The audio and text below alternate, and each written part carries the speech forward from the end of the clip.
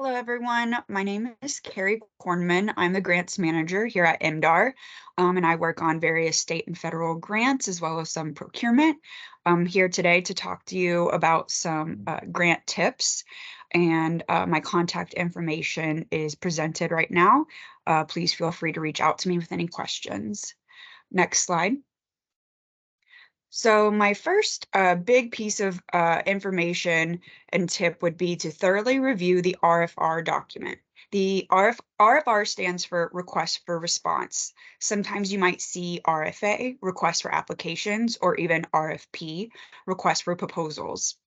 This document will have all of the information, instructions, expectations, and context for the grants that you're applying to, including eligible and ineligible project types, allowable and unallowable costs, match requirements, timelines, reporting requirements, pretty much everything encompassing the grant.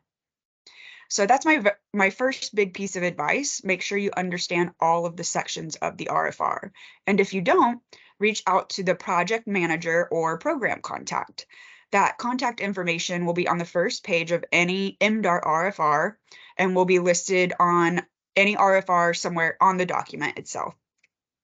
Project managers cannot give you advice in completing or filling out your application, but they can answer any questions you may have regarding the RFR or the program itself. Think of the RFR as your roadmap for the project. Next slide, please. My next tip, check off every element of the evaluation criteria. This would actually be the most important piece of advice for any grant application, I would say, as this is the basis of scoring for basically all grant applications at MDAR and most federal grant applications. If the RFR is the roadmap, the evaluation criteria is the GPS, giving you step-by-step directions in conjunction with the application form. The evaluation criteria is separate from the application form in the RFR, but as you're filling out the application form or template, have that criteria readily available to you so you can check off each criteria as you go. Even if you have to physically print out this evaluation criteria and check one off as you go, that'll help you make sure you fulfilled every requirement of the application. Next slide, please. Some grant applications may require extra documentation beyond just filling out the application template, like proof of permits, resumes, maps, etc. And keeping track of all of that may be difficult.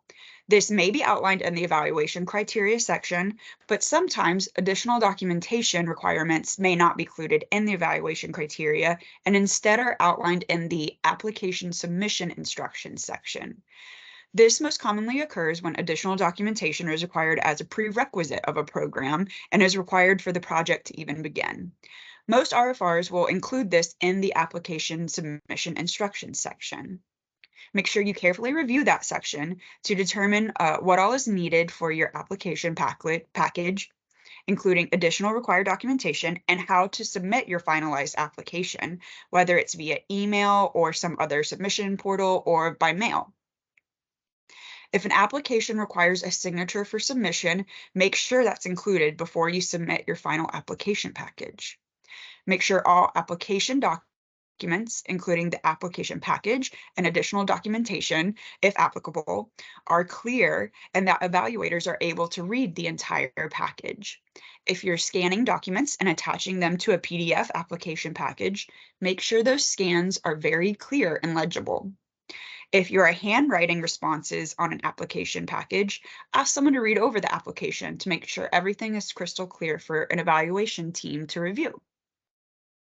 Allow yourself time to submit your application. Be mindful of technological issues that may occur, postage delays, or any other circumstance that may add time to the submission process. If you're sending via email, make sure you don't send it last minute. Next slide, please.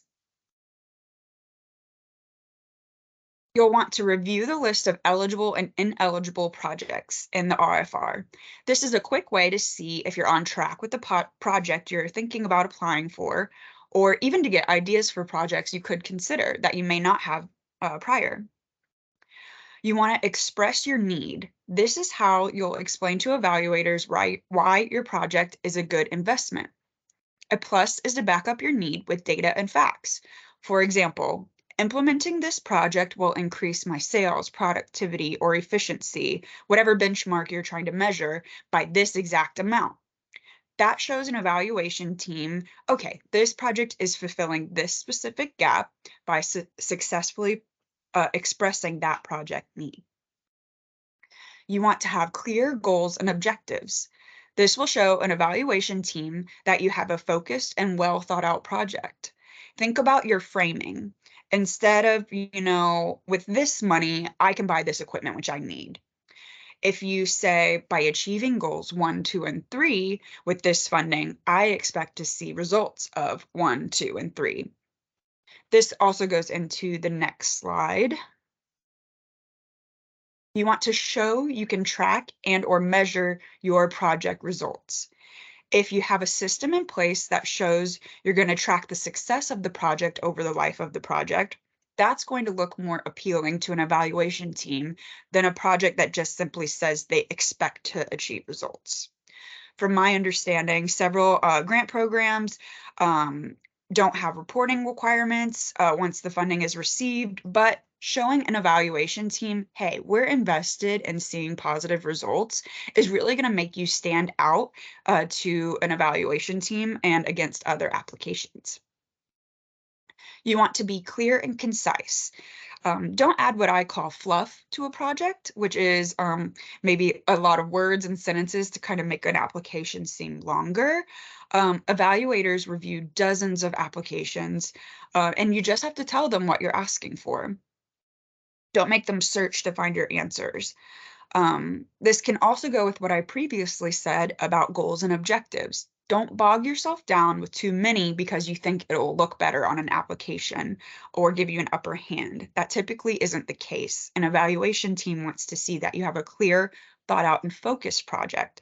So if you have 1 to 3 clear goals, it shows a clear, concise project. You want to make sure that you keep the content of your proposal positive. You don't want to add like any negative personal comments. Make sure that you stick to the main objectives of the application. Make sure you provide detailed timelines and financial plans. Make sure to take your time to provide these accurate timelines, and make sure you provide all documentation in the RFR that the RFR is requesting.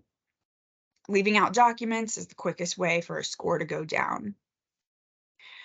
So that wraps up my general tips for grant applications.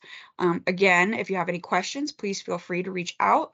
My email is on that first slide, and I appreciate you listening to our video today. Thank you.